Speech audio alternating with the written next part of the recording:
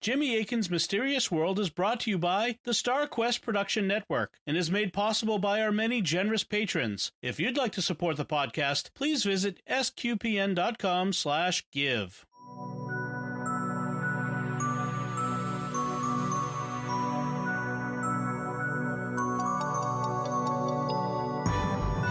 You're listening to episode 54 of Jimmy Akin's Mysterious World, where we look at mysteries from the twin perspectives of faith and reason. In this episode, we're talking about the Charles Manson murders. I'm Dom Bettinelli, and joining me today is Jimmy Akin. Hi, Jimmy. Howdy, Dom. 50 years ago today, this very day that this episode releases, in fact, tonight, that's right. Charles Manson and his sinister family were conducting a series of horrific murders. They terrified Southern California and shocked the nation and the world, really. Some credit them with bringing the 1960s hippie culture to an end by this act. In this year, there have been several motion pictures about it released, including one starring Matt Smith of Doctor Who fame as Charles Manson. And right now, there's a lot of talk of Manson in the news, with people hyping and sensationalizing what happened, and frankly, scaring people all over again. But Jimmy has done a careful study of the Manson murders, and he says there's reasons not to be scared, and that's what we'll be talking about on this episode of Jimmy Akin's Mysterious World.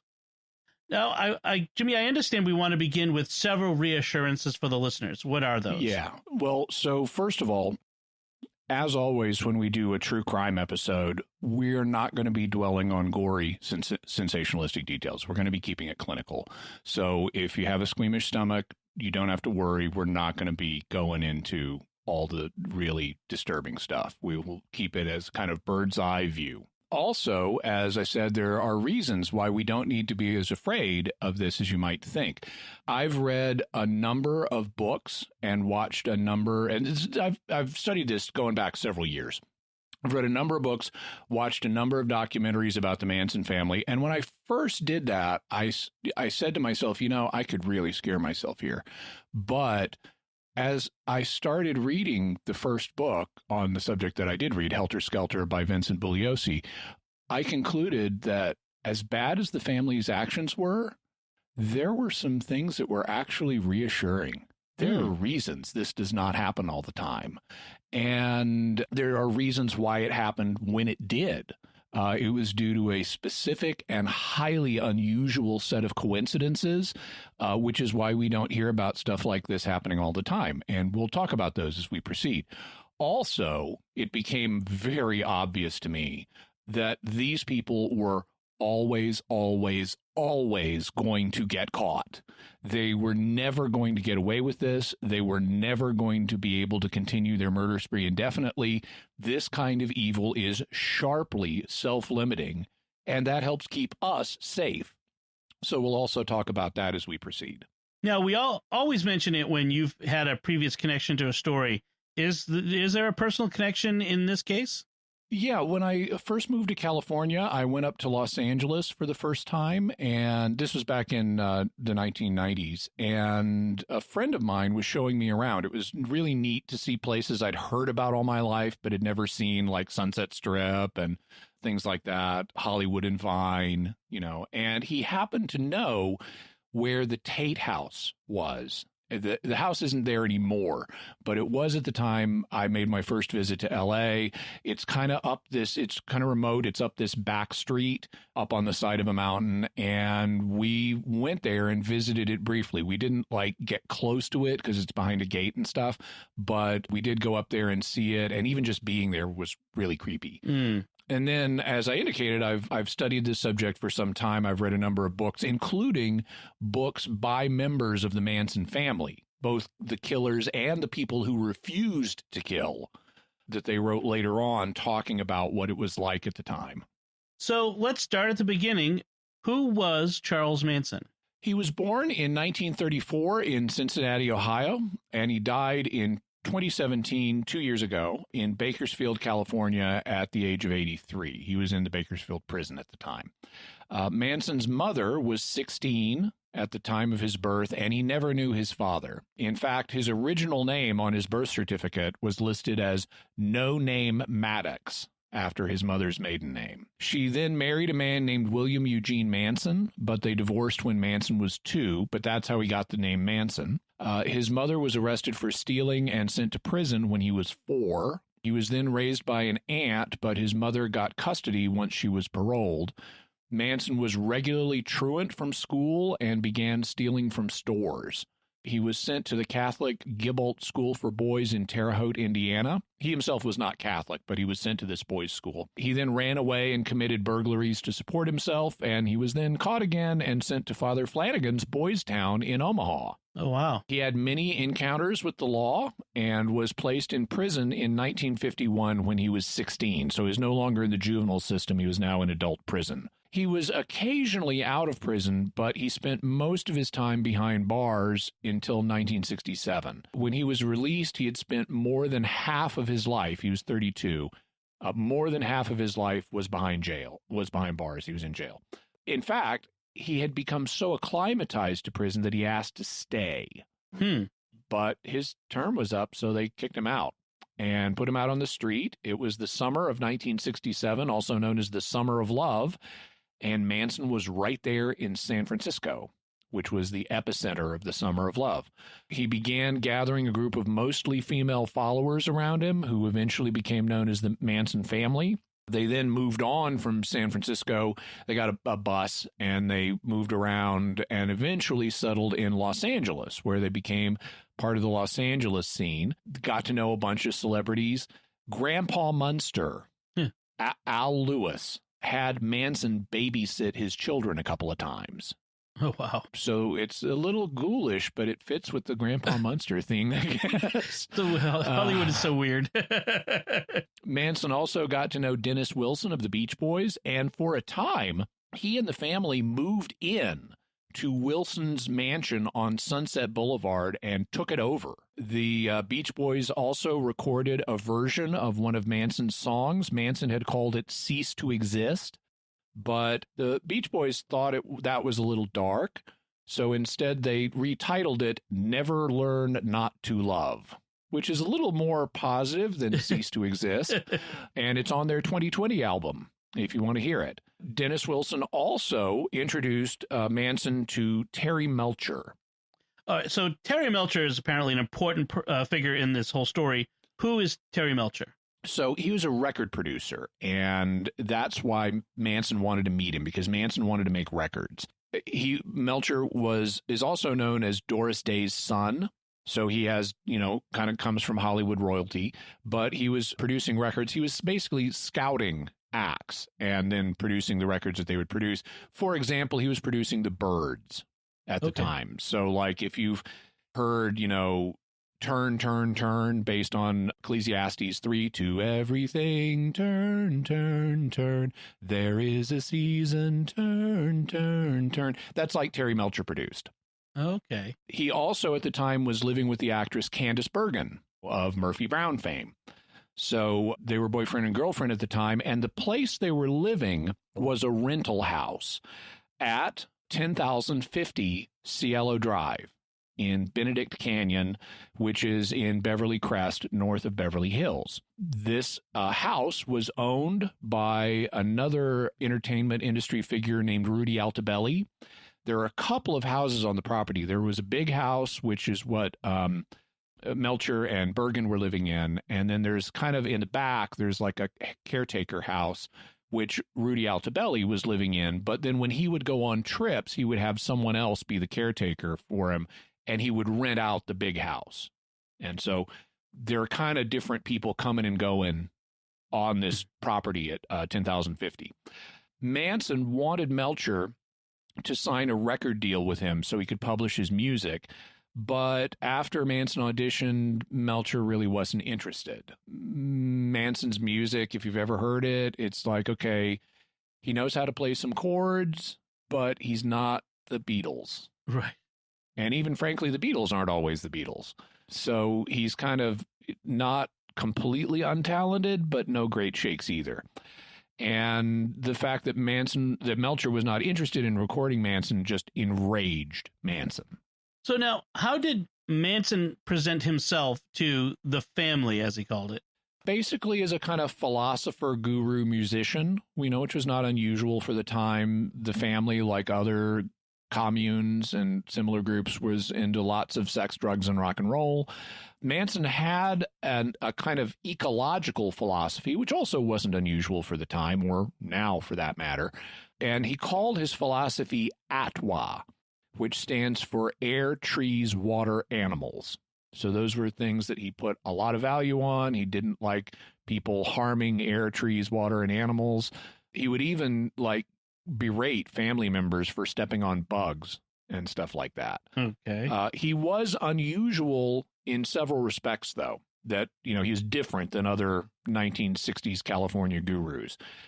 He was a racist. I mean, just flat out. He did not like black people and Jewish people. He was also a misogynist.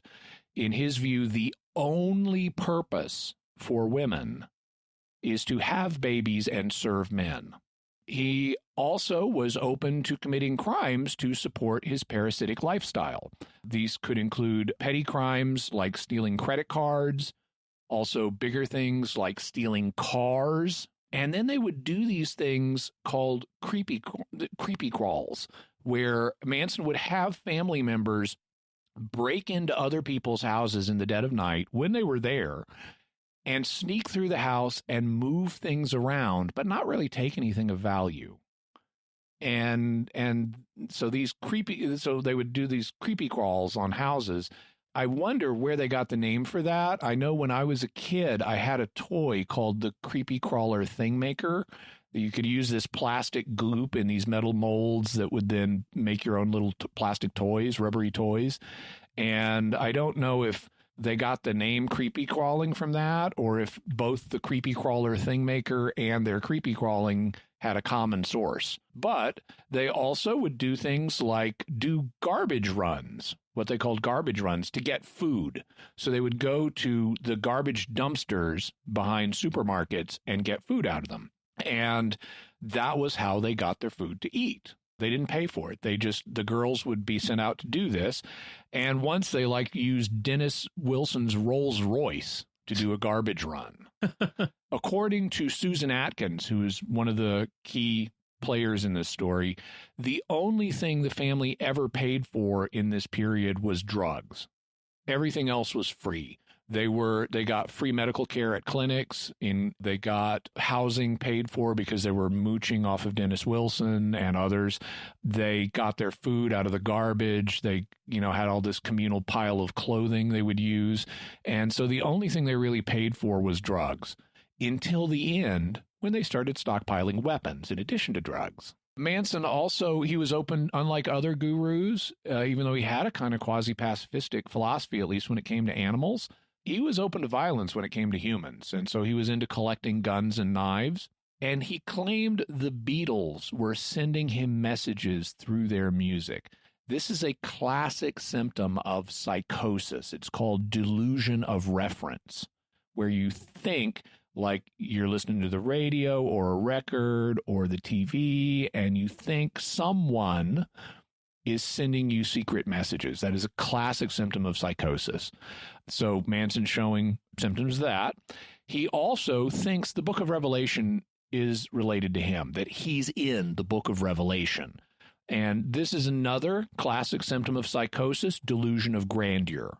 So Manson is having clear symptoms of psychotic thought patterns at this time, and he implies to people that he's Jesus Christ. He tells a story about remembering when he lived 2,000 years ago, and he remembers dying on a cross, and he remember looking down and seeing at the foot of the cross Mary Magdalene, who also was Mary Brunner, one of the founding members of the family. And so he implied to his followers that they were like reincarnated early Christians, and that the Roman authorities had reincarnated as the establishment. The man. The man, yeah. Also, he seems to have implied, and certainly some people thought, that in addition to being Jesus Christ, he's also the devil. So he's like both. And he certainly thought he was a key messianic figure for our time that had a major role in what's going to happen in our day. And one of the things he thought was going to happen in our day was an event he called Helter, Skelter. he understood Helter Skelter. Well, let's talk about what the term actually means. In England, a Helter Skelter is a kind of amusement park ride. It's basically a slide. It's like you have this kind of conical tower, like an ice cream cone upside down. And you climb up on the inside of the tower and you get to the top, and then there's an opening, and then a slide wraps around the conical tower, and you get on the slide and you slide down. And so that's what a Helter Skelter is. It's like you see these things at fairs in England or parks. And that's what the Beatles song of the same name is about. You can even hear it in the lyrics. When I get to the bottom, I go back to the top of the slide. Then I stop and I turn and I go for a ride. And I get to the bottom and I see you again. So that's clearly the meaning of the song. But here in America, we don't have Helter Skelters. We're not familiar with that term. In America, Helter Skelter means higgledy-piggledy. It means confusion, just something that's all messed up.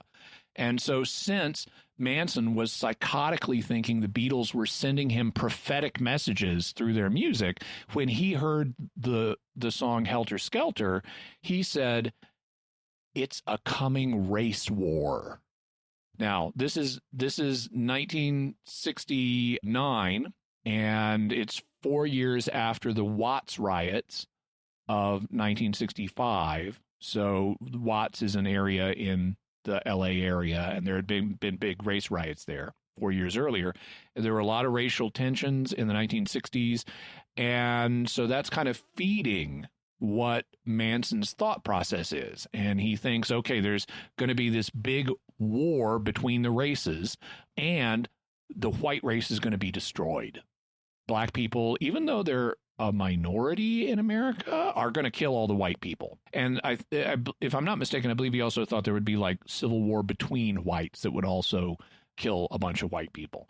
And so what he decided needed to happen was he would take the family and go out to Death Valley, where they would find the bottomless pit referred to in the book of Revelation. And it wouldn't really be bottomless, but they'd go down there and they'd be able to live underground, and there would be all this great stuff under there at the bottom of the bottomless pit. And at this point, the family would have grown to contain 144,000 people who would have been attracted either by Manson's music. So it was very important to get his music out there to attract these people, or, through babies that the family was having. Because remember, the only purpose for women in his mind is to have babies and serve men. So they were having babies without great medical care. And then eventually what would happen is after the black people took over the world, or at least America, it would turn out they weren't properly prepared to be self-governing, and they would need someone to govern them. And so in a completely racist, self-aggrandizing interpretation of his own future prophetically, Manson said, that's going to be me. So black people will not be able to run the country effectively. They're going to need a white leader, and they're going to come to me, and I will basically become the king of the world with the Manson family as my ruling elite. Okay. So that's what Helter Skelter is all about in Charles Manson's mind. It's not just a little cute ride for children. Yeah, and so I did not realize that the Beatles song predated it. I'd always thought they were connected. The Beatles were writing about it. So that's interesting. Okay, so that's a good point.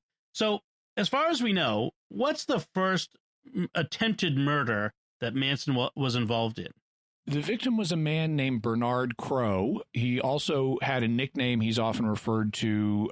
He was a little hefty, so people called him Lots of Papa. So you'll hear him referred to as Bernard Lots of Papa Crowe. That's a coincidence. That's my nickname. No, just kidding.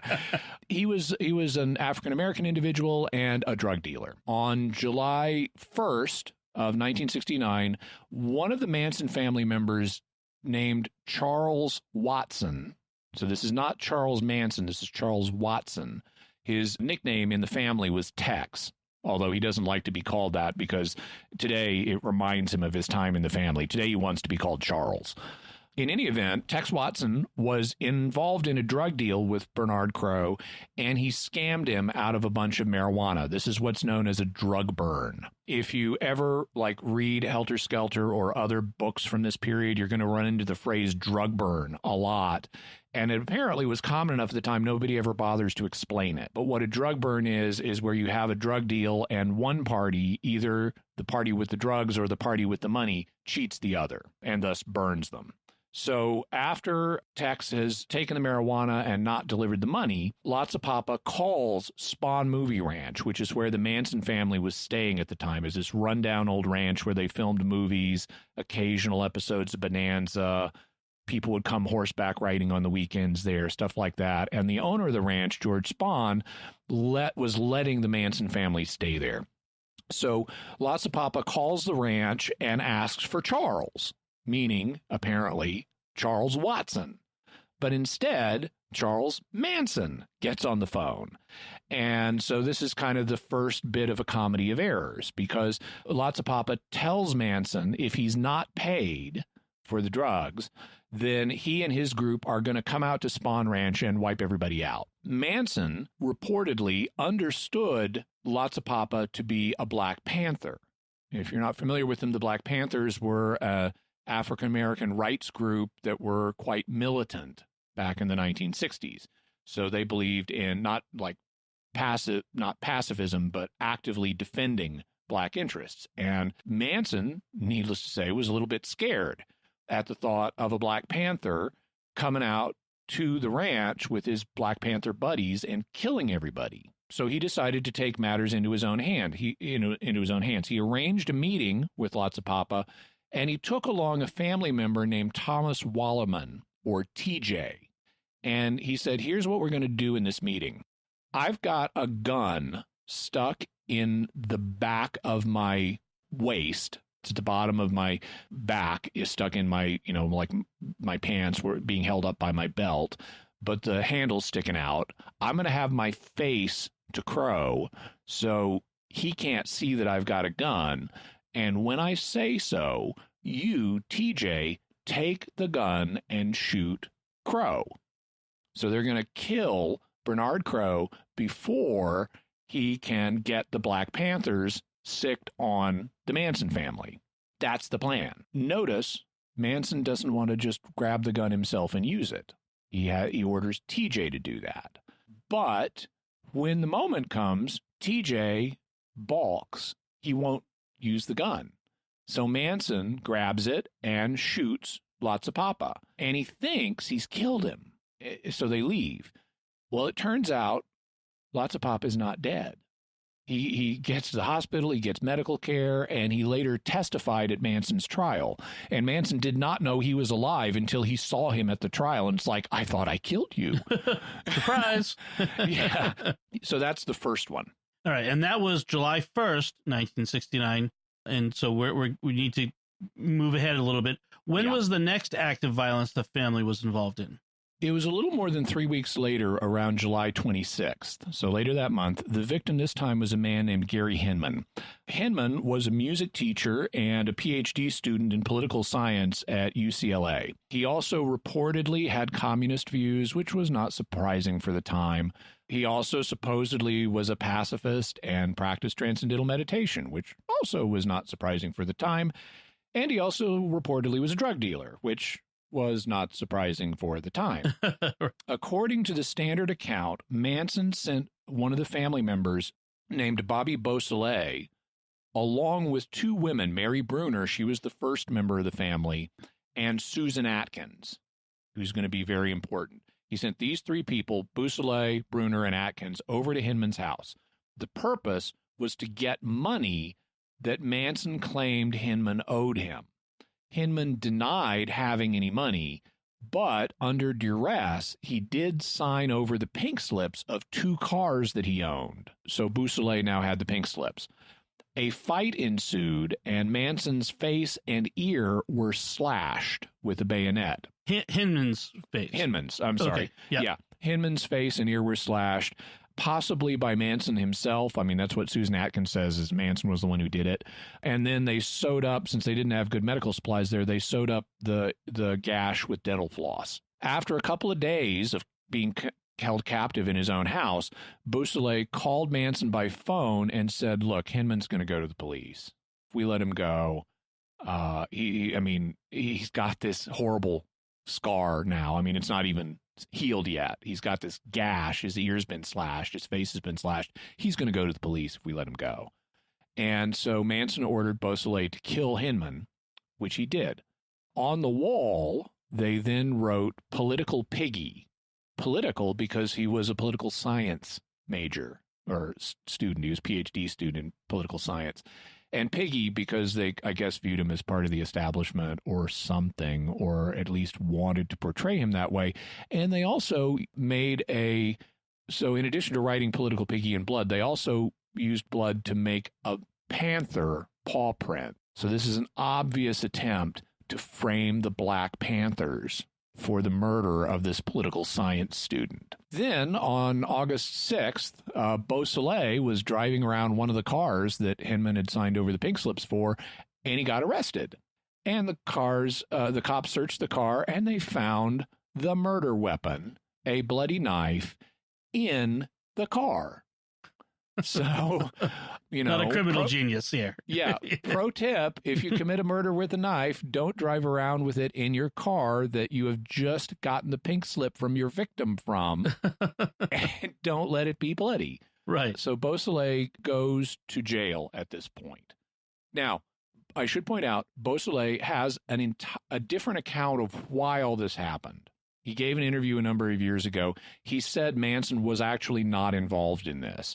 But the fundamentals of the standard account are confirmed by Susan Atkins, who was there.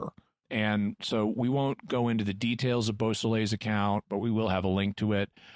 After reading several angles on this, I'm convinced Beausoleil is just lying in his other interview to try to not get in trouble with people who might want to do him harm behind bars. In any event, that's the second incident. It's Hinman.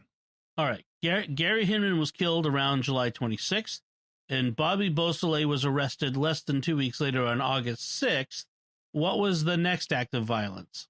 This is where the big one starts. It occurred on the night of August 8th, so that was 50 years ago last night, and it was the one for which the Manson family became famous.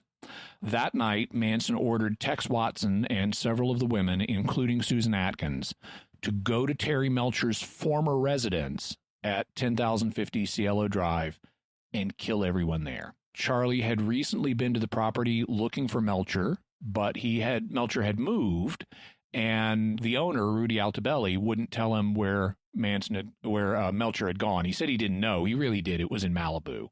And I kind of wonder, because I've been to Malibu a few times, I wonder if I've been past Melcher's house. There are conflicting accounts about did Manson know where Melcher actually lived at this point. And there are some accounts that say, yes, he did, because he and the family creepy crawled Melcher's new home and took like this little green spyglass that Melcher had as a souvenir. So Manson may have known where Terry Melcher was at this point. But in any event, he said, go to the former Melcher house, kill everybody there. The victims were, number one, Stephen Parent. He was a teenager who was visiting the property's current caretaker, who was a guy named William Garretson. Rudy Altobelli was in Europe at this point, and so he had this young kid named William Garretson in the guest house, and it was his job to care for the dogs and things like that. So Stephen Parent knew William Garretson and came over. He worked at a radio shop. He was interested, or a stereo shop. He's really interested in sound equipment, and he came over to try to sell him a clock radio. And that's actually how we know approximately when the murders were committed, because he plugged in the clock radio and then unplugged it again to take it with him when Garretson didn't want to buy it. So he had the time on the clock radio showing they had to be shortly after this time. Inside the main house were Abigail Folger. She was a young woman who was an heiress to the Folgers' coffee fortune. Also, her boyfriend, Wojciech Frykowski. Frykowski was a screenwriter from Poland and a friend of the Polish film director Roman Polanski.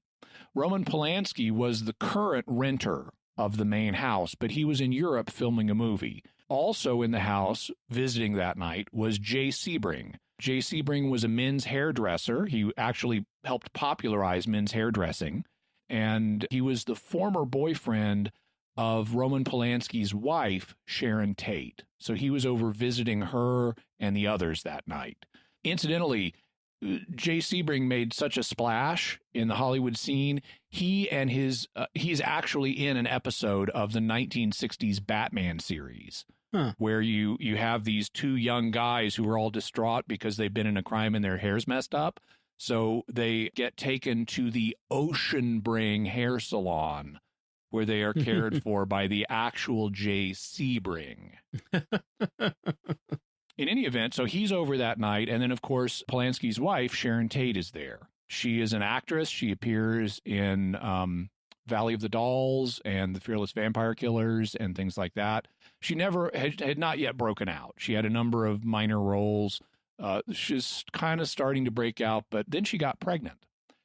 And she was so in love with the idea of being a mother. And she loved the house that they were living in at 10,050. She called it her love house. And so she was staying at the house while Roman is over in Europe filming a movie. Jay has come over to visit her. She's got Abigail and Wojciech staying in the house. It's reported as kind of like, caretakers to be there with her while she's pregnant. Because at this point, she's 8 months pregnant. And then the Manson family people break in. And they shot and stabbed everybody to death. And so that's 5 adults: Stephen Parent, Abigail, Wojciech, Jay, and Sharon, and the unborn baby, who, who could have survived outside of the womb at this point. And so if things had gone a little differently, the child could have survived. I'm not really going to go into that because it's disturbing, but it's been pointed out. After Sharon's death, the child was named Richard Paul Polanski after Sharon's father, Paul Tate. And as they were leaving, they wrote the word pig on the door after them. In blood. Yeah. All right. What happened next? Well, the bodies were discovered the next morning by Sharon Tate's maid, a woman named Winifred Chapman. And so the police came in and they initially arrested William Garretson, the caretaker who was living in the back house. They thought, how could all this violence happen and this guy not know about it? So they arrested him, but then they fairly quickly released him because he passed a lie detector test, which to me means nothing. People who are guilty pass lie detector tests all the time, but and we'll be talking about lie detectors in a future episode. Okay. But they let him go, and they were sure based on the lie detector, and it's really the case, he had nothing to do with the murders. He isn't innocent. They thought from the lie detector he is definitely innocent of the murders, but we're not sure about his claim not to have heard them. He claimed initially to have stayed up all night writing letters, listening to records. And he had his stereo turned up to like 4 or 5. And later tests suggested that at that sound level, it's possible, though not certain, that he wouldn't have heard the screams. More recently, he's admitted he did hear them, that he was just too scared to do anything. He says he heard the gunshots, which he thought were firecrackers. He heard a scream by the pool. He saw someone ran past the guest house. And then he saw the doorknob to the guest house where he was staying being turned. And then the dog started barking, or actually dogs, there was more than one. And that scared off whoever was trying to get in the guest house. And so he subsequently said, yeah, he knew something horrible was happening, but he was just too scared. And you really can't blame him when there are multiple murderers outside and you're alone and unarmed. Right. What could he have done? Yeah. So the Tate killings occurred on the night of August 8th. What happened the next night? So on August 9th, 50 years ago today, Charlie took several family members out in a car to commit new murders. And unlike the previous night, these were basically randomly determined. They weren't looking for specific people. They ended up going to several places, including a church where they were going to kill the priest, but there wasn't one there. They ended up going to the house of a couple in Los Angeles named Rosemary and Lino LaBianca. They were a successful business couple. They had just come back from an out-of-town trip earlier that night and had actually picked up a paper talking about the Manson family and had been reading about it right before Charles Manson entered their house and tied them up, telling them it's all going to be okay. We're just going to rob you. He then left the site and had the others, including Tex Watson, murder them by knife. On the walls and the refrigerator, they then used blood to write several things. They wrote the word rise, they wrote death to pigs, and they wrote Helter Skelter. Leslie Van Houten didn't know how to spell Helter, so they wrote Helter Skelter. So they didn't kill anyone the next night, August 10th. So why not? What happened? According to Tex Watson, he was able to get Manson to stop. Manson had been, even though people had kind of been going along with Manson, he had been meeting resistance. Some family members had refused to kill. And even those who did go along with this were having problems with it. Tex Watson says he told Manson he had gotten a call from a friend who had gotten a call from his mom in Texas. And Manson knew that he had gotten this call. And so what Watson did was he said, look, my mom called because she was concerned about me because the FBI have been to my home in Texas and they think I might be involved in these murders, which was a lie. Oh. But it made Manson, the FBI had not been there, but it got Manson to think the FBI may be on our trail. We need to refocus our efforts on getting out of Dodge, on leaving Los Angeles and going to Death Valley. So that stopped the killing spree, according to Watson. He was able to get Manson off that subject. So did they immediately leave the Spawn movie ranch? No, they weren't geared up at this point to transport everybody, and they wanted to get more equipment together to live in the desert. So they stayed there for at least another week. And on August 16th, the authorities raided the property, and they arrested 26 family members, which gives you an indication of how big the family was at this time. It was 26 kind of core members and some hangers-on. According to the police, they had been stealing Volkswagen Beetles and converting them into dune buggies to go live in the desert. And that's what he commonly did, that he modified dune buggies out of other cars like a Beetle. Eventually, though, even though they arrested basically the whole family, including Manson, they let him go a few days later, allegedly because the warrant had been misdated. So it was an illegal search and seizure, and the Manson family was back on the street. So once they were back on the street, did they commit any more murders? At least one. On August 26th, this is 10 days after the raid, Manson had 3 of the male members of the family, Tex Watson, Bruce Davis, and Steve Grogan, who was known as Clem, kill a ranch hand at Spawn Ranch. The victim's name was Donald Shea. He was known as Shorty, and he was an aspiring movie actor. He had little bitty parts in westerns and was hoping to break out. But when he wasn't doing that, he was working at as a ranch hand at Spawn. There had been friction between him and Manson for a long time. In part, Shorty's wife was black, and Shorty was not black. He was white, so Manson didn't like that. Also, Manson suspected Shorty of having set up the August 16th raid. And Shorty apparently was trying to get the owner of the ranch, George Spawn, to let him, Shorty, kick the family off the property. So he had apparently been having discussions about this with George Spawn, but George Spawn was a blind man who was 80 years old at the time and was being taken care of by one of the Manson girls, who was there to overhear everything was being said to George. So it's thought that all of that played a role in why Manson had Shorty killed. So after Shorty was killed, was that the end of the killings at this point? Well, for the time being. The string of killings began on June 1st with the attempted murder of Bernard Crow, or Lotsa Papa, and it came to a close less than 2 months later on August 26th with the murder of Shorty Shea. In total, 10 people had been killed, including Sharon Tate's unborn son. Manson, though, thought he had killed Lotsa Papa, so he thought they'd killed 11. The family would have other victims, but they're not part of this series. So when were the Manson family finally taken into custody? After Shorty's death, the Manson family moved out to Death Valley, where they thought they were going to find the bottomless pit, and they were living at a place called Barker Ranch, which was owned by other people, but they were allowed to live there. They started looking for the entrance to the bottomless pit to wait for Helter Skelter, but for some reason they just couldn't find it. Don't know what's up with that. Huh.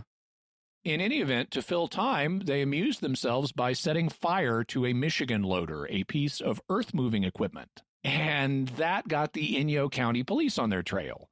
So it's like someone burns up a piece of someone else's earth-moving equipment. Let's see if we can find out who did it. And they did. So on October 10th and 12th, the Inyo County Police conducted 2 raids on the Barker Ranch area and took most of the Manson family, including Manson himself, into custody. He was one of the last ones they got. He was a little short guy, and he was able to hide in this. Actually, if you see pictures of it, it's amazingly tiny, in this like little cabinet on the floor of a bathroom in the ranch house. One of the arresting officers like spotted something suspicious about this cabinet and then hauls Charles Manson out of it. And so that was his last free moment on Earth. But even though they were all arrested, they weren't connected with the murders. They were arrested for burning a piece of earth-loading machinery and various other offenses, but the authorities didn't know they were the ones who committed the murders. So then how did that connection to the murders get made? Before his capture, Manson had been bragging to people about the murders. He had also been threatening people that if they didn't do what they want, the same thing could happen to them.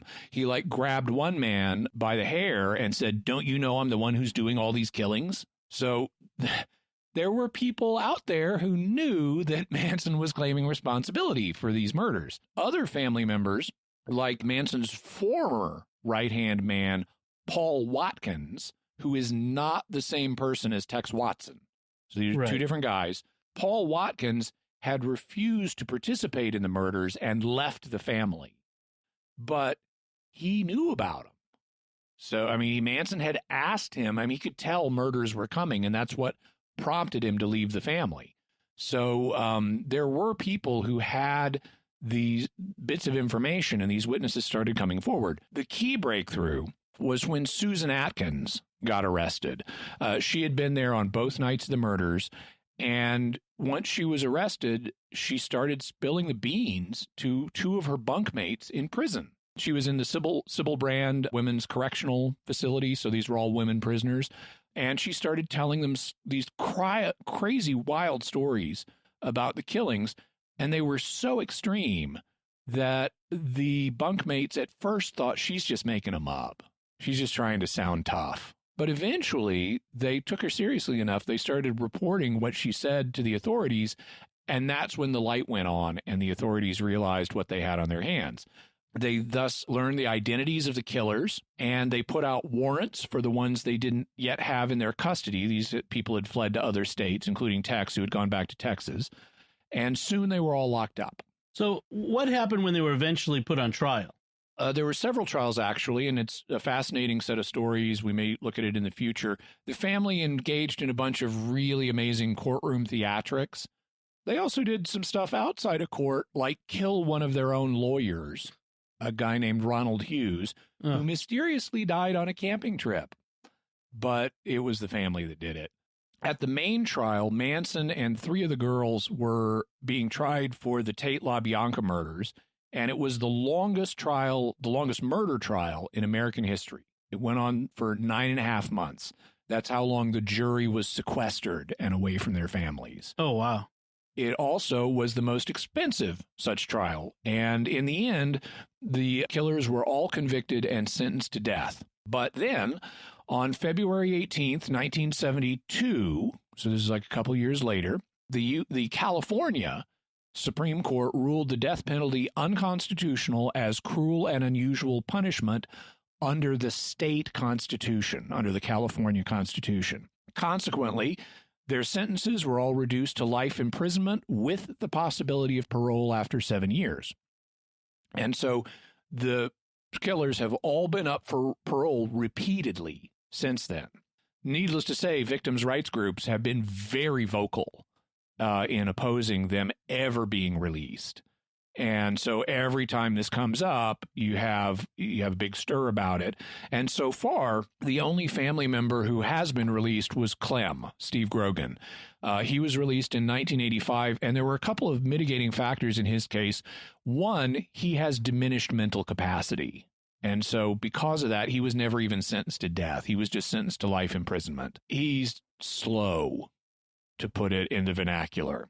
And so people really didn't fully blame him for everything that he was involved in. Also, he was the one who finally helped the authorities identify the remains of Shorty Shea. They didn't know where he'd been buried, but Grogan helped them.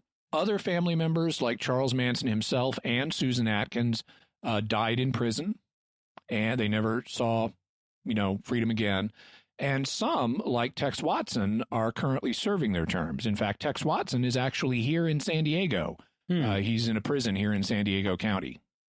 I remember growing up, occasionally, seeing Manson come up for parole. It would be in the news every once in a while where Charles Manson is going to his parole hearing again, and there'd be a little bit of a media circus as this guy who was never going to get out went before a parole board. All right. So that's the background. That's the facts of what happened. What are the theories about the Charles Manson murders? The big question is why? Why did they do these things? I mean, this is so unlike other murders in history. Why would they do this? I mean, they're killing these people they don't even know. They're writing this crazy stuff on the walls. What's the motive? And so there have been a number of motives that have been proposed. One theory is that they were sent to the Cielo Drive house on August 8th to either take vengeance on or scare Terry Melcher for not coming through with the record deal for Charlie. Another is that they were sent there to take revenge on Sharon Tate and the people who lived in her house. Another is that the 8th and 9th murders, the murders of the 8th and 9th, were meant to be copycat murders that were similar to the murder of Gary Hinman. So it would convince the police that the real murderer of Gary Hinman is still out there. It's not Bobby Beausoleil, so we can let him go. Because he was still in jail on those nights. He was in jail and could not have committed those murders. So that's the copycat theory. Then there's the prosecution theory that Vincent Bugliosi, the prosecuting attorney in this case, explained in court, which is what this was all about. This was all to bring about Helter Skelter. So these riots, these murders would be blamed, the idea was, on black people. You notice like the Black Panther paw print. And they also dropped off Rosemary LaBianca's wallet in a black area of Los Angeles where they hoped someone would find it and use the credit card and get blamed for that murder. So they're trying, according to this theory, to frame black people for these murders and also to show black people what to do to initiate Helter Skelter so that the white race would be wiped out and Charles Manson could become the new Messiah. Okay. And then there was one other theory? Yeah, Susan Atkins has her own theory, which we'll talk about after we deal with the others. Okay. All right. So let's look at the reason perspective. What about the theory connecting the Tate murders to Terry Melcher? Well, I think there's some truth to this. If Manson couldn't have found out where Melcher was living but wanted to scare him, then killing everyone in his former house would accomplish that. And it did. Melcher had to have Valium in order to even be able to testify at the trial. But there are, as I mentioned, indications that Manson did know where Melcher was currently living in Malibu because apparently it's claimed they creepy crawled his house and got this green spyglass. But the Melcher thing doesn't explain the whole pattern of killings. I mean, if you just want to scare Melcher, you stop after August 8th. Why do you need to go on to kill Leno and Rosemary LaBianca, who you don't even know? So the Melcher motive doesn't explain everything. What about the idea that Manson was taking revenge on the people who lived in the Tate house? This is also possible. Manson had been to the house on more than one occasion, including with Terry Melcher. He'd been there before, he once got a lift from Dennis Wilson back to the property and Manson was in the back seat. But Manson had also come there looking for Melcher. And when he got there, he was looking around, and he's this scruffy guy. And at the time, in the house were Sharon Tate and her photographer, who is a guy named Shiro Katami, who is from Iran. And Shirok was protective of Sharon, in part because she's really pregnant at this point, but also he's just protective of her. And so he sees this scruffy guy looking around the property. He goes out, he confronts Manson, and Manson says he's looking for Melcher, and Shirok says, I don't know who that is. He's not here. Maybe it's the person in the back house. And you can take the alley to go there, well, meaning the path back to the guest house. So he does. He goes back there. But in the process of all this, he'd had this kind of little angry incident with Shiro Katami.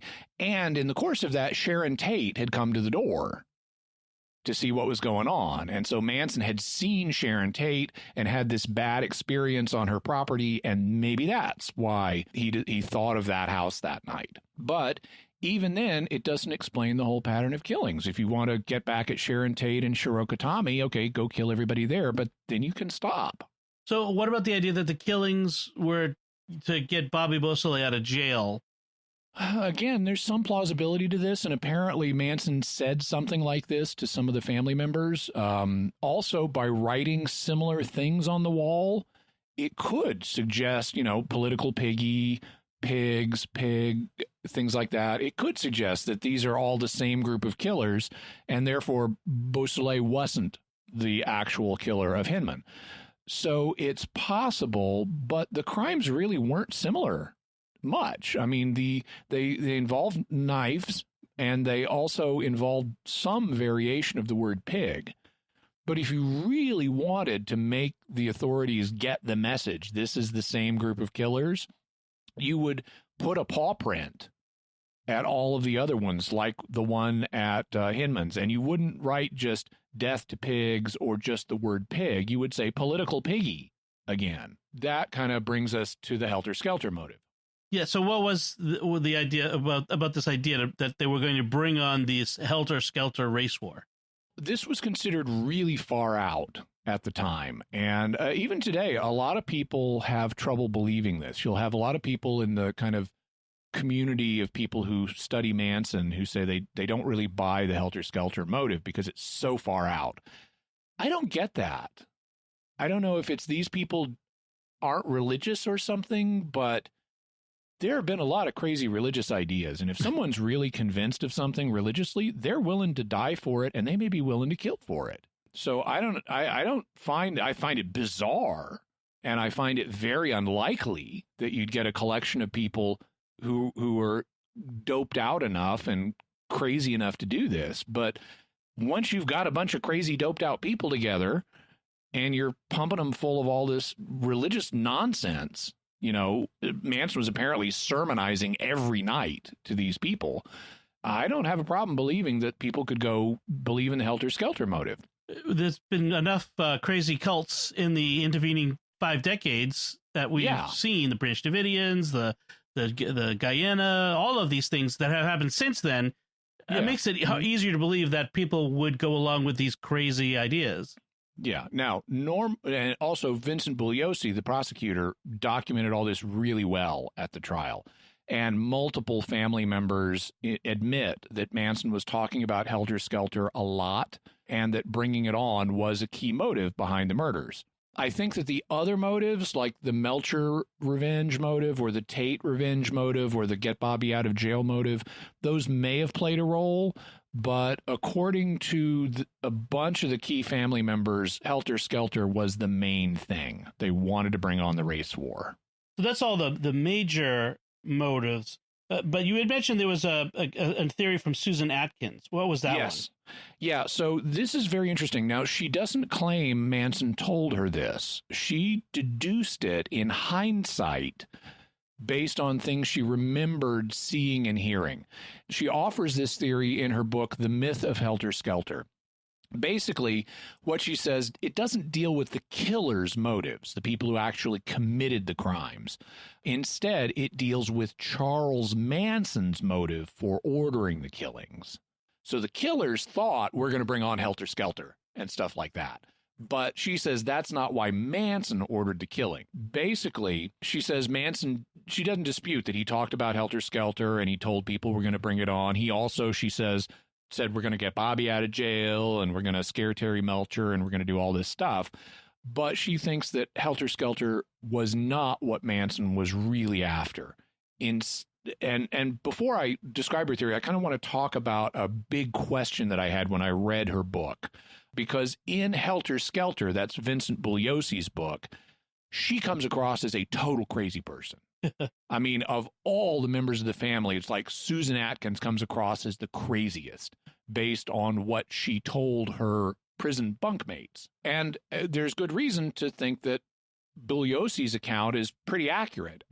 Tex Watson, in his book, says that when he gets questions from people, he recommends, one of the things he recommends is go read Vincent Bugliosi's book, Helter Skelter. It's about 85% accurate, which is really good accuracy for a book written from an outsider, after the fact, trying to trace what was going on in this crazy cult.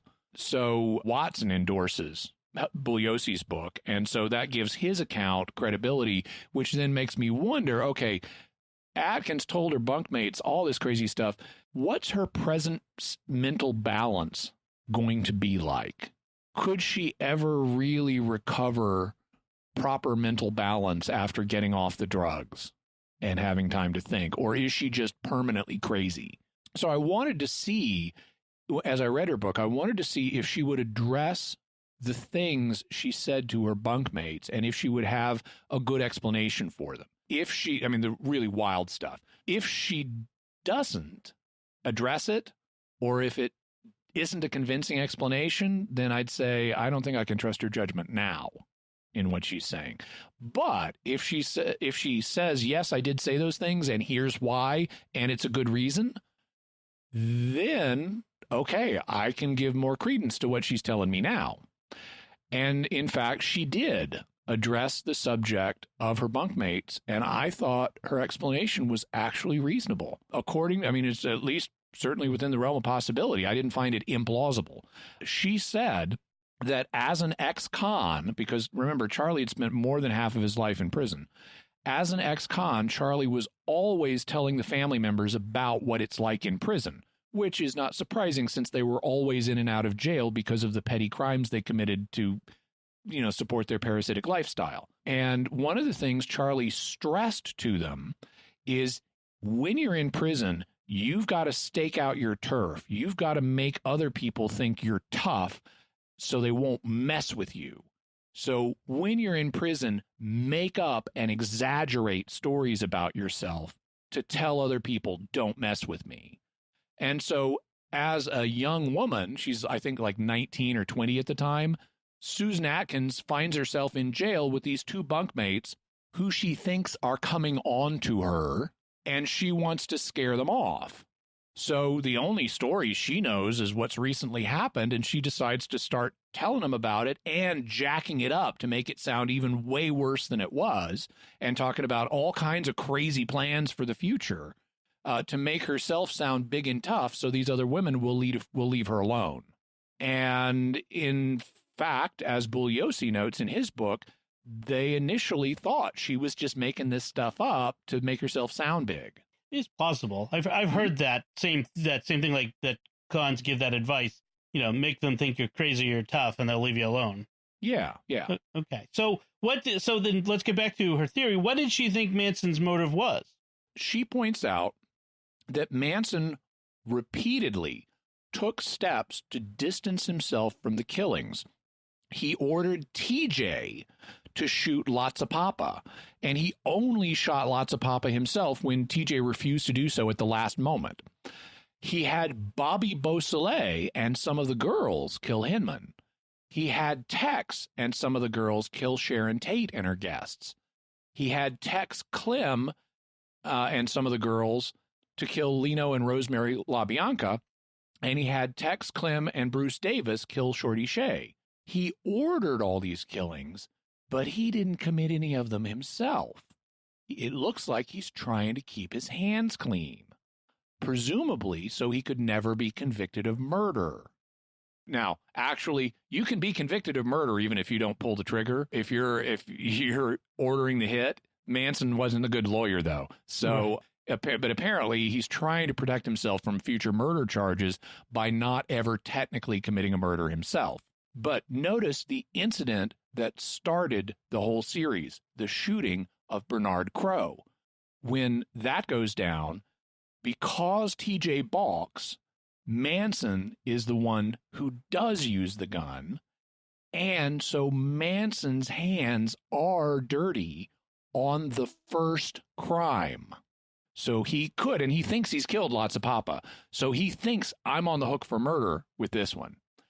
Not just attempted murder, but actual murder. So you put yourself in his shoes. Manson thinks, I've killed a Black Panther, and the Black Panthers are going to come kill everyone in the family in revenge. I want to get the family out of L.A., but I need money for that. Who do I know that I think has money? Gary Hinman. I, for some reason, think Gary Hinman has a lot of money that he's like inherited. So let's send Bobby Beausoleil over there and try to convince Hinman to become a member of the family so we can get the money, or at least get him to give us the money.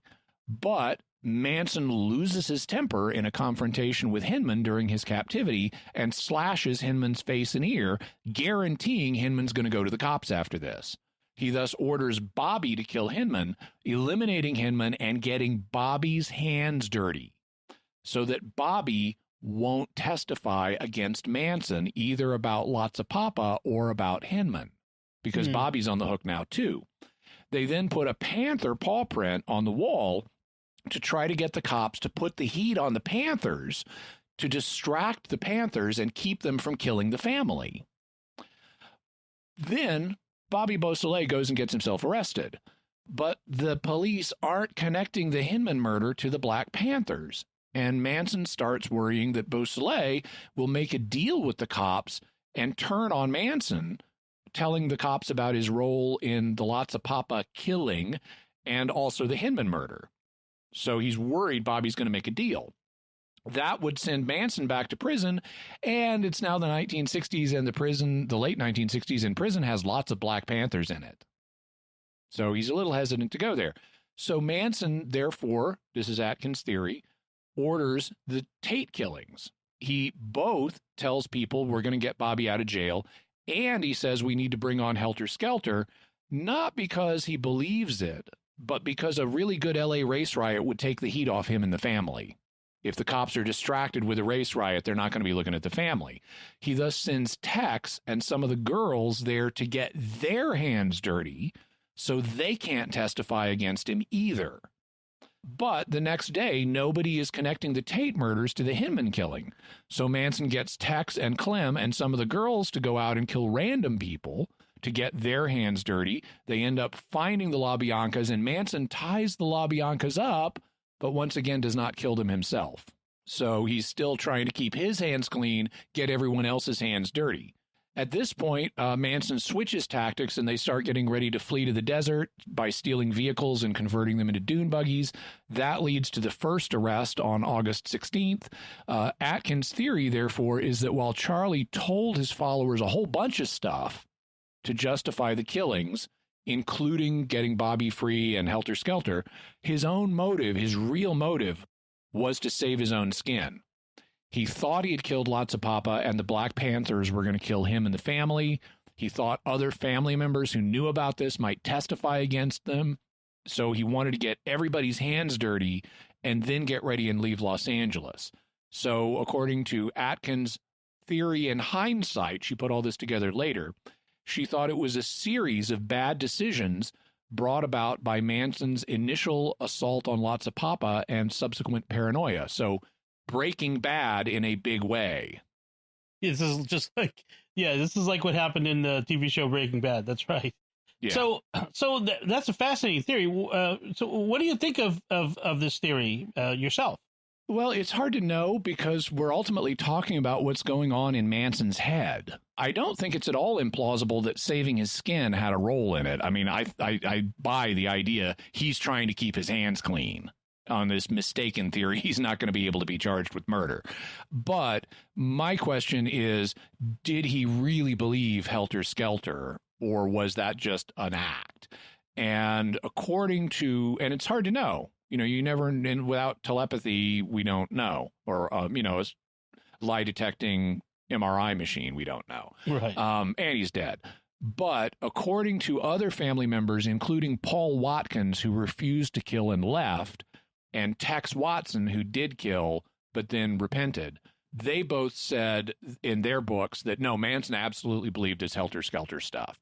In his book, Manson's Right-Hand Man Speaks Out, Tex is directly asked about whether Manson believes in Helter-Skelter or believed in it, and he said he absolutely did. Also, you can kind of cross-examine Atkins' theory.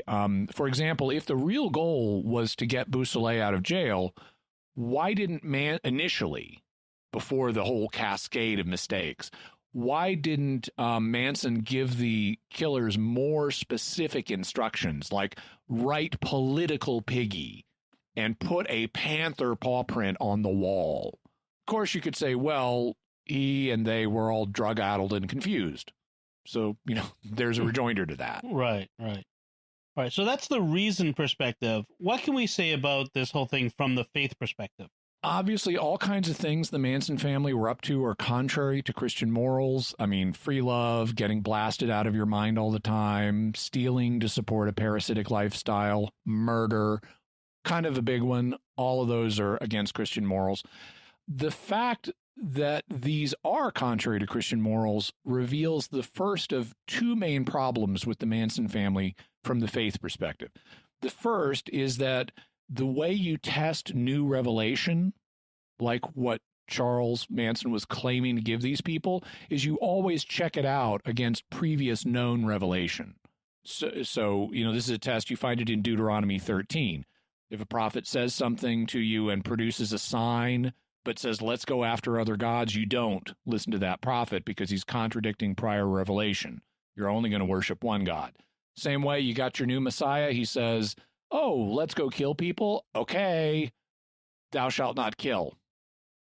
This new revelation is not consistent with the old revelation.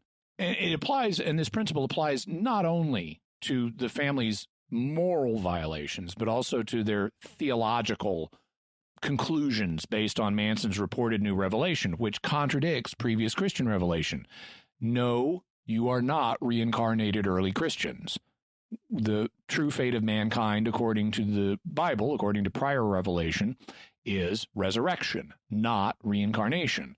Also, how can Charles Manson be Jesus Christ when we are specifically told in Acts 1:11 how he's going to return? He's going to descend from heaven the same way he ascended into it. He's not going to be reincarnated.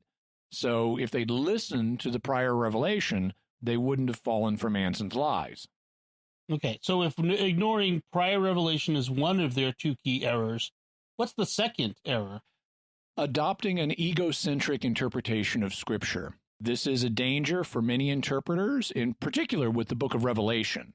People always have these presentist interpretations of Revelation and other passages in Bible prophecy. It's like, oh, this has to be going to be fulfilled in my lifetime. So it's kind of a little bit of egocentrism peeking out there. This has to be related to me somehow. And Manson took it to an extreme. His delusion of grandeur, is part of his psychosis. And other people have done the same thing in the past. In the 2nd century, there was a heretic named Montanus who claimed the New Jerusalem is going to descend soon on my hometown in Phrygia. Okay. My hometown is where New Jerusalem is going to be. Manson basically wrote himself into Scripture, and especially Revelation chapter 9. You'll notice there's a track that's very chaotic on the White Album called Revolution 9.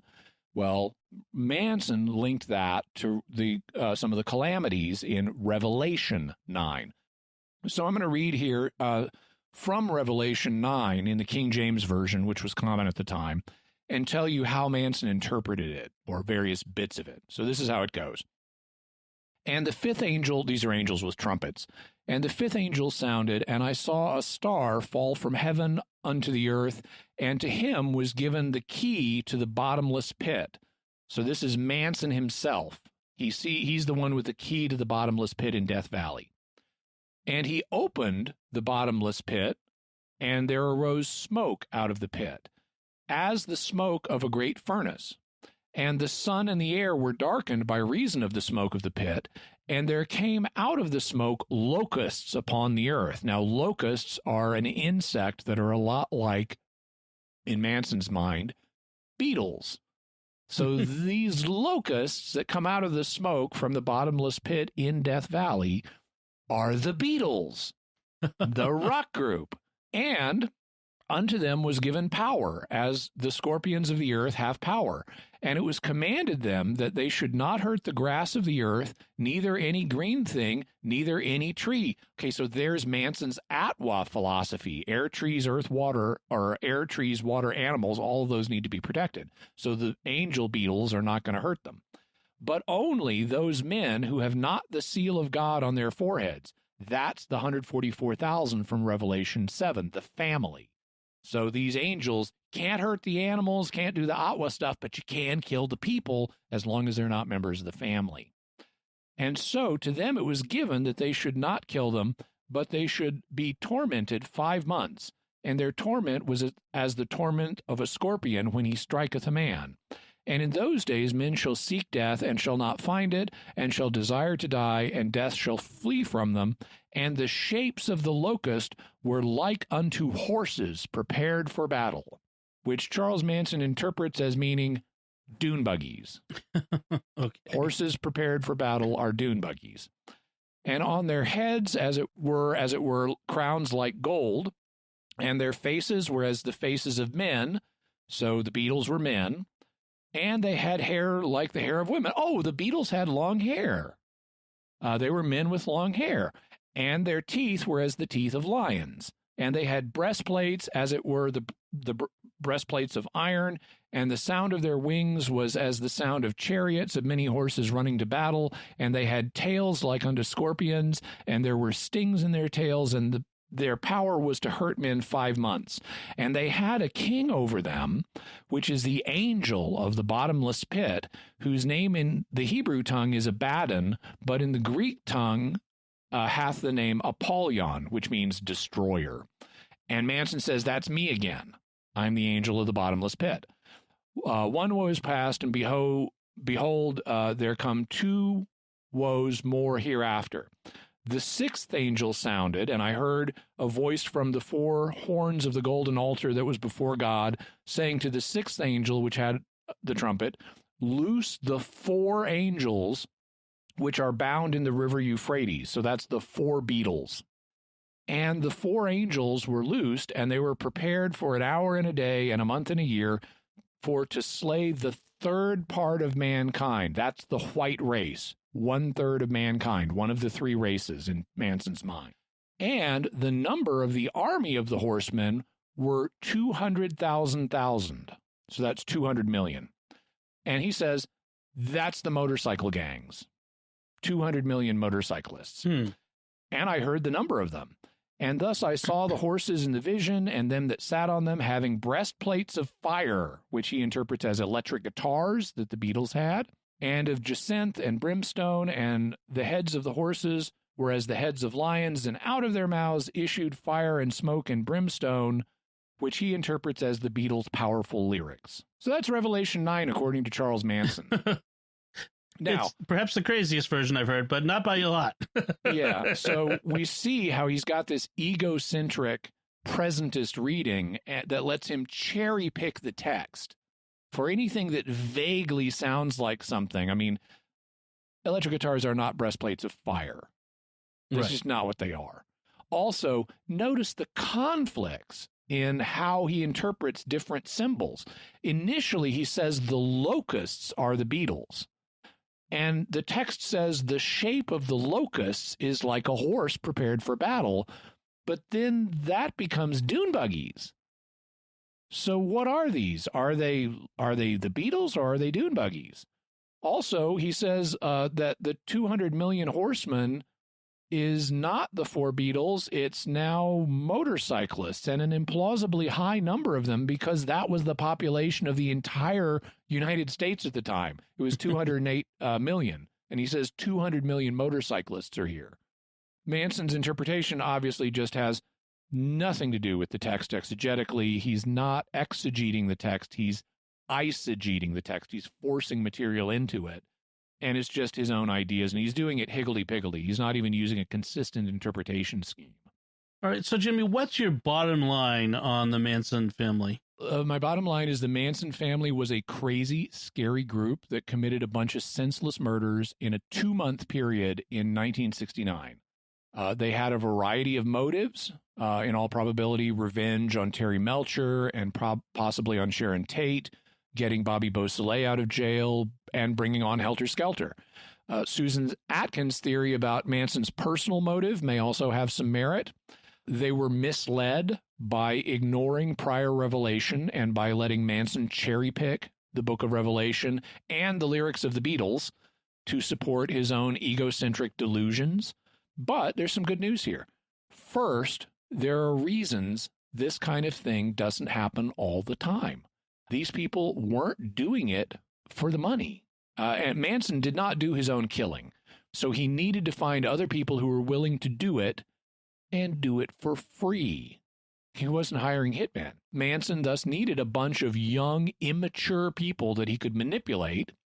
They needed to be dropouts from society who would abandon their families so their families wouldn't stop this immediately. He needed to get them hopped up on drugs. In fact, one of the things that Tex Watson talks about is he doesn't think he could have committed the murders if he hadn't immediately taken speed right beforehand. And they had the people he needed to do this to needed to be willing to literally live on garbage with all that food they got from the garbage runs and live in just absolute squalor in Spahn Ranch. I mean, they were covered with flies and stuff.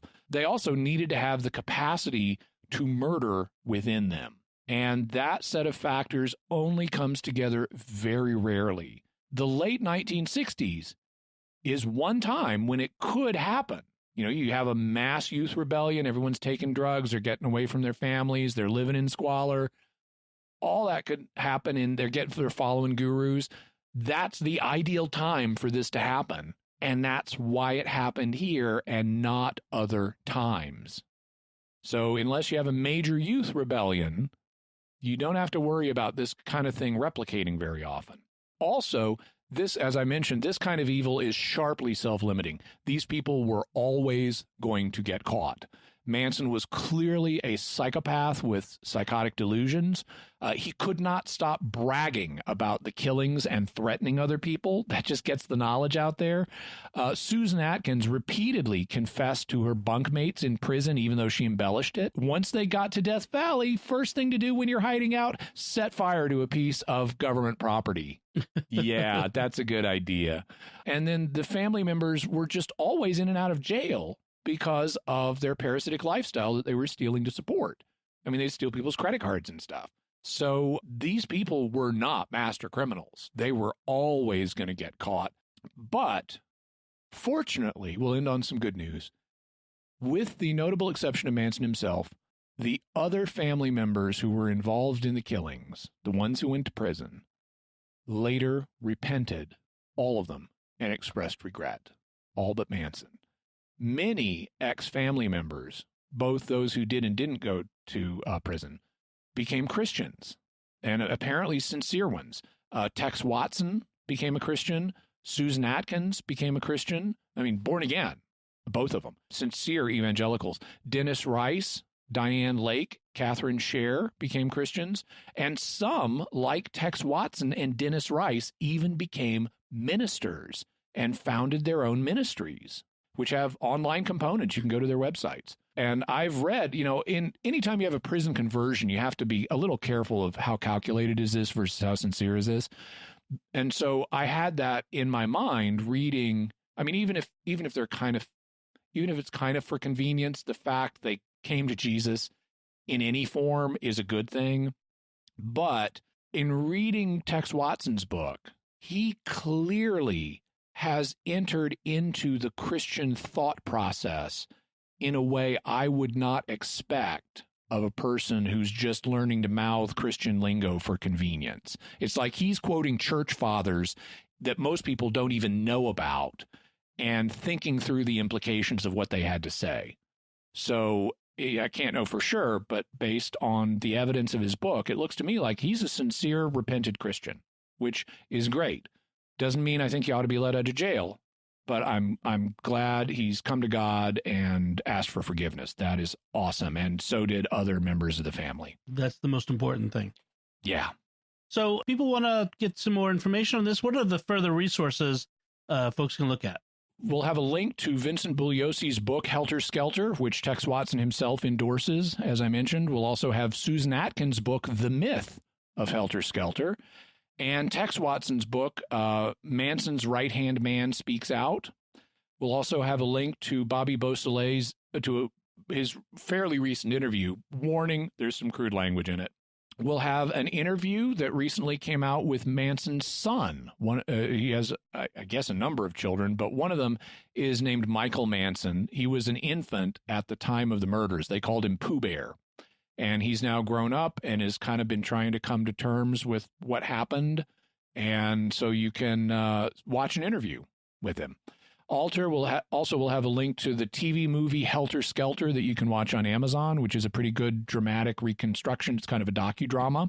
From the mid-'70s, wasn't it? From the 70s. It was like a two-part TV movie, two-night event. Then we'll have articles from Wikipedia on the Manson family, on Charles Manson, on what a Helter Skelter actually is, and you can see a picture of one. Also information on Bernard Lotzapapa Crow and information on Gary Hinman.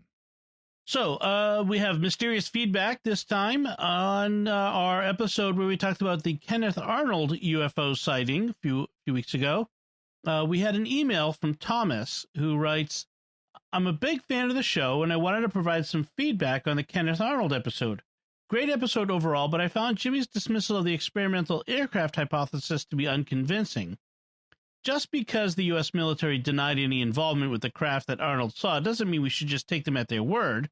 After all, if the crafts were top-secret military planes, captured German designs, or from a clandestine Soviet overflight of U.S. territory, the government wouldn't just admit such a highly sensitive national security secret to the public.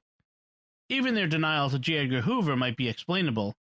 As Annie Jacobson discusses in her book about Area 51, classified information can be so compartmentalized that even high-ranking government officials might not have the proper need-to-know clearance.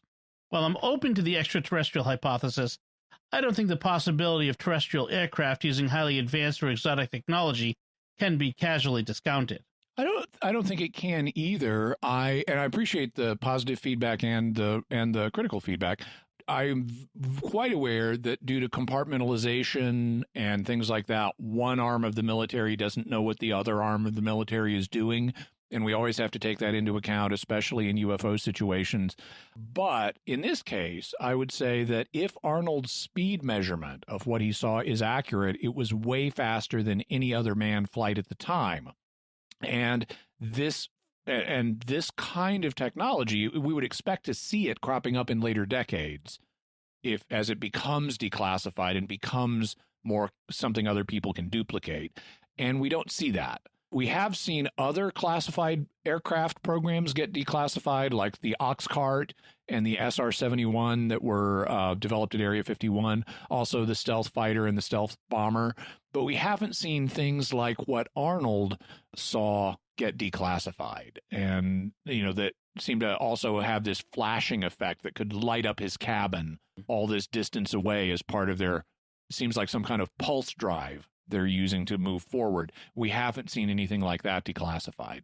Okay. So I'm tempted. I'm not saying it's aliens, but I'm tempted to accept the military's, or at least give a substantial amount of credence. I'm not saying I'm convinced by it, but give a substantial amount of credence to the military's claim at the time that we don't know what this is. It's not one of ours. Okay.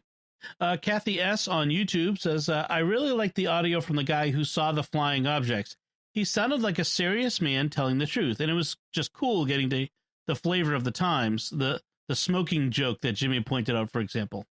Yeah, that was a joke where when he got down on the ground, and started telling his story, someone suggested to Kenneth Arnold he might need to change his brand of cigarettes. Yeah. That was a common kind of joke back in the day. People would talk about, oh, this isn't my brand, or this is my brand. And I was very glad that I found that audio and was able to get it and include it. I really like bringing the voices of people from history onto the show, either in quotations, like the ones Dom reads, or in actual audio from the time. I want to do that whenever possible. That is always lends an air of a connection to the topic that is great. BP26P on YouTube writes, "Hey, Jimmy, are you going to do an episode on the theological implications of rational extraterrestrial life?" Yes, I plan on doing one for a long time, and it might happen sooner than you think. So stick around for the announcement at the end of this show. And then Jason Willie on YouTube writes, "Hi, Jimmy, how about running some footage over these podcasts, like different images or video footage? I think it would add some visual weight to the discussions. Because when we I just want to explain, when we post these on YouTube, it's just the one image that we make as the cover art and then the audio." Right. And I would love to include moving footage over them of one sort or another. The key to doing that is going to be getting the network to a break-even point financially, because right now we're not even at break-even. We're not currently paying our bills, which means if we don't get that turned around, the network would have to eventually, in the not too distant future, either start cutting programs or go out of business. And we have hopes and plans to get to break even, but that's just to sustain what we're doing now. We need your support to do those things. And then if we can go beyond break even and have additional resources that we can invest in the episodes, that's when we might be able to do things like adding video footage or transcripts or things like that. So your support is what will make things like that possible. Right. And we'll talk about how you can do that in just a minute. But first, Jimmy, what do we have for mysterious headlines this week? So speaking of people committing small crimes that turn out to have bigger implications than they realized, a group of crop circle makers in Alabama have been caught and charged with a criminal mischief felony. So if you're a crop circle maker, know that the person whose crops you are destroying may not take it kindly. In fact, I know of farmers in England who have, when a crop circle's appeared in one of their fields, they immediately mow it to destroy the crop circle so that the crop circle makers don't get rewarded for having their behavior of destroying his crops. So if you're going to go make up crop circles, be aware you could be charged with criminal mischief, which can be a felony. Also, speaking of hoaxes, since we just talked about a crop circle hoax, there has been a recent rash of time travelers talking about things from the future, and they've come back to our time and have been talking on YouTube and other places about what it's like in their time and why they're here and stuff like that. One of them, a time traveler named Noah, blew the whistle on this recently and admitted it's a hoax. Big surprise. So you can read an article and watch a video of Noah, the time traveler, coming clean and admitting what happened. He says it started as a joke, but it ceased to be funny, and he wants to tell the truth now. Good for him, coming clean. In a second, I'll ask Jimmy what we're going to be talking about next week on the show. But first, I want to take a moment to thank our patrons who make the show possible, including Felix L., Claudia S., James K., Alfredo B., and Ed B. Their generous donations at sqpn.com/give make it possible for us to continue Jimmy Akin's Mysterious World and all the shows at StarQuest. You can join them in our efforts to break even and keep going on by visiting sqpn.com/give. So, Jimmy, what's our next episode going to be about? Well, BP26P asked for a show, as many others have, on the theological implications of intelligent aliens existing. That's been something we've planned on doing for a long time, and we're doing it next week. Excellent. Aliens. Very good. So that's it from us. What did you think about this discussion of the Charles Manson murders on the 50th anniversary of their the tragic occurrence? You can let us know with some comments or your feedback by visiting sqpn.com or the Jimmy Akin's Mysterious World Facebook page. You can leave a feedback there, or you can send an email to mysterious at sqpn.com, or you can send a tweet to our Twitter handle, which is at MYS_world, with the hashtag of mysterious feedback.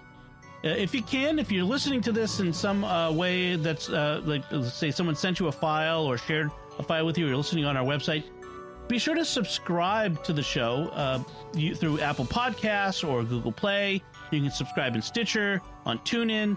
You have your favorite podcast app, or on like some of our feedback today, YouTube. You can go to our YouTube channel or Jimmy's YouTube channel. We post in both places. Subscribe to the YouTube channel, and make sure you hit the bell to get notifications when the new episode goes up. You'll find links to Jimmy's resources from our discussion and links to those mysterious headlines on our show notes at sqpn.com/mysterious. Until next time, Jimmy Akin, thank you for exploring with us our mysterious world. Thanks, Dom. And once again, I'm Dom Bettinelli. Thank you for listening to Jimmy Akin's Mysterious World on StarQuest.